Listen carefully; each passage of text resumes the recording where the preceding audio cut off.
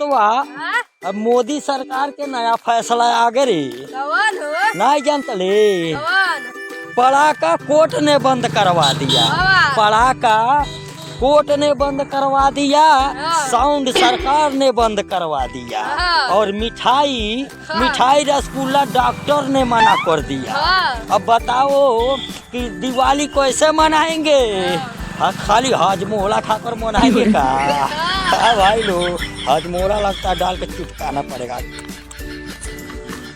छत पर सुखाए हुए कपड़े और फेसबुक पर बनाए हुए रिश्ते कभी भी खत्म हो सकते हैं मेरे दोस्तों, कभी भी उड़ सकते हैं।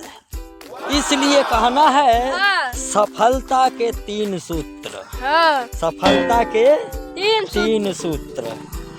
नियत साफ रखो, किसी का बुरा मत सोचो, और जम कर मेहनत करो, तब दुनिया का कोई भी ताकत तुम्हें झुका नहीं सकती मेरे दोस्तों। झुका नहीं सकते। अगर वीडियो अच्छा लगा होगा तो लाइक सब्सक्राइब जरूर कर दीजिएगा मेरे दोस्तों। बाय बाय मेरे दोस्तों। भारत माता की जय, भारत माता की जय। जय हिंद।